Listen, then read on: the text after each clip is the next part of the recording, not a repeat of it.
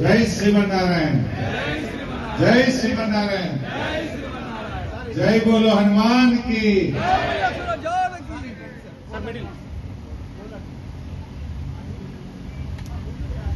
गौरवनीयुलु श्री श्री श्री त्रिदंडी चिन्नजीव स्वामी वारिकी, गौरवनीयुलु श्री दुर्गा प्रसाद स्वामीजी गारिकी, गौरवनीयुलु आंजनेय गारिकी, गौरवनीयुलु अप्पाराవు గారికి, వేదిక మీద ఉన్న పెద్దలు, హనుమాన్ దీక్షలో ఉన్నటువంటి స్వాములకు, ఇక్కడికి విచ్చేసినటువంటి భక్తులకు, మీడియా మిత్రులకు అందరికీ పేరు పేరున నమస్కారం. హనుమాన్ జయంతి సందర్భంగా ఈరోజు ఇద్దరు స్వాములతో పాటు ఈ హనుమాన్ దేవాలయ పునరుద్ధరణ కార్యక్రమంలో పాల్గొనడం నిజంగా నా అదృష్టంగా భావిస్తా ఉన్నాను. ఒక కొత్త దేవాలయం నిర్మించిన, ఒక జీర్ణ దేవాలయ పునరుద్ధరణ జరిగిన తప్పకుండా జిఎస్ స్వామి వారు రావాల్సిందే అక్కడ. ఎందుకంటే నేను మా స్వగ్రామంలో కూడా చెన్నకేశ్వర స్వామి ఆలయాన్ని నిర్మించినప్పుడు చిన్న జిఎస్ స్వామి గారి స్వహస్తాల మీదుగా అక్కడ ప్రాణ ప్రతిష్ఠ చేయడం జరిగింది. వారి దేశంలో, మన రాష్ట్రాల్లో ఎక్కడ కూడా దేవాలయ పునఃప్రతిష్ఠ జరుగుతుందంటే అక్కడ తప్పకుండా చిన్న జిఎస్ స్వామి వారు ఉంటారు. నిజంగా ఈరోజు ఈ హనుమాన్ జయంతి పర్వదినాన ఇద్దరు పీఠాధిపతులు, ఇద్దరు గురువుజీల సమక్షంలో ఆ కార్యక్రమంలో పాల్గొనడం మనందరికీ కూడా ఎంతో అదృష్టంగా నేను భావిస్తా ఉన్నాను. చిన్నజీవ స్వామి గారి గురించి ఎంత చెప్పినా తక్కువే. సమాజాన్ని ప్రేమించాలి, సమానత్వాన్ని పాటించాలనేటువంటి ఒక నినాదంతో పవిత్ర యజ్ఞాన్ని చిన్నజీవ స్వామి గారు ముందుకు తీసుకెళ్తా ఉన్నారు. హైదరాబాద్ లో వారు ప్రతిష్ఠించిన స్టాచ్యూ ఆఫ్ లిబర్టీ దానికి నిలువెత్తు నిదర్శనంగా మనం చెప్పుకోవాలి. స్టాచ్యూ ఆఫ్ ఈక్వాలిటీ దానికి నిలువెత్తు నిదర్శనంగా మనం చెప్పుకోవాలి. స్వామీజీ గారు అందరి కోసం, హిందూ ధర్మ పరిరక్షణ కోసం, ఈ సమాజ పరిరక్షణ కోసం, సమాజంలో సమానత్వం కోసం, నిత్య లోక కళ్యాణం కోసం వారు కృషి చేస్తూ ఉంటారు.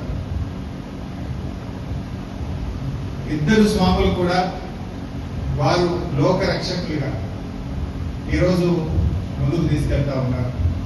చిన్నజీవ స్వామి వారు మనకు కనిపించేటువంటి దైవం. వారిలో మనందరం కూడా ఒక దైవాన్ని చూస్తూ ఉంటాం. మరి ఈరోజు ఆంజనేయ స్వామి ప్రతిష్ఠ జరగడం నిజంగా చాలా సంతోషం. దుర్గా ప్రసాద్ స్వామీజీ గారికి మా ప్రాంత సిద్దిపేటతో చాలా అవినాభావ అనుబంధం ఉంది. వారి దగ్గరికి వేలాది మంది మాల వేసుకోవడానికి మా ప్రాంతం నుంచి వస్తూ ఉంటారు.